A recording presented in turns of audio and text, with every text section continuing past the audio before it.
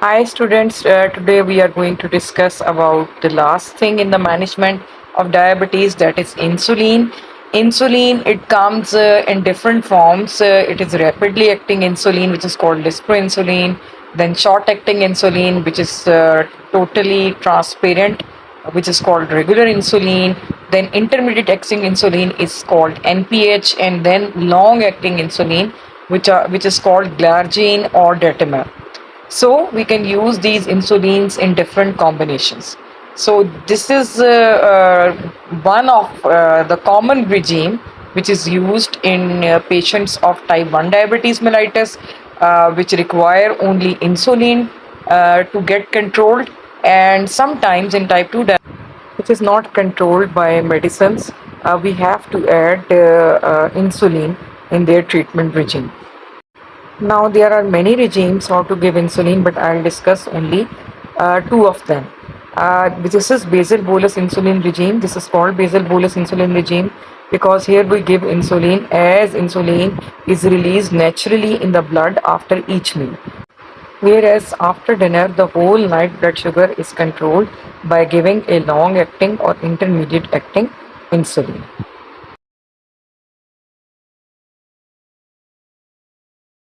Then we give twice daily insulin, which is usually combination of regular and NPH insulin. Sometimes it comes already in the mixed form in the vials, like 70-30 means that regular and NPH insulins, they are mixed in the same vial, or we can fill it separately, that is regular as well as NPH insulin.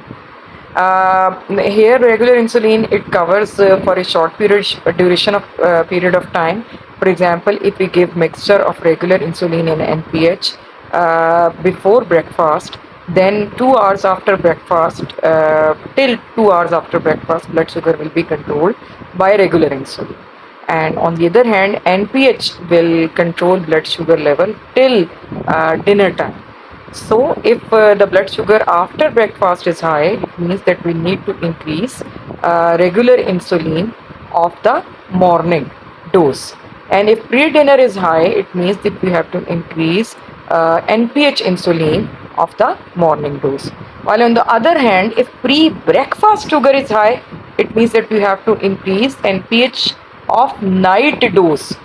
So in pre-mixed vials, we cannot increase one insulin dose.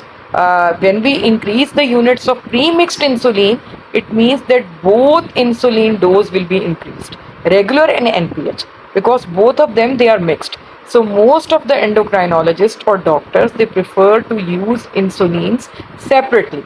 First of all, we fill with regular insulin syringe, and then we add NPH insulin, and this is how we give insulin to the patient. But some patients find it difficult to use them separately, so they use already mixed insulin. So in type 1 diabetes mellitus, we can also only treat this diabetes with insulin, and there is no role of any drug in that, because insulin is totally lacking in type 1 diabetes mellitus, while in type 2 diabetes mellitus, insulin is added as add-on therapy. But one drug, it can be used in type 1 diabetes mellitus if BMI is more than 25 and patient's sugar is not being controlled. We can add metformin or bigavanide series, because as you know that it has nothing to do with insulin increase. It only decreases hepatic gluconeogenesis, and it decreases absorption of carbohydrate. So it might help in type 1 diabetic patients who have BMI of more than 25 and who are not being controlled by insulin alone. Thank you.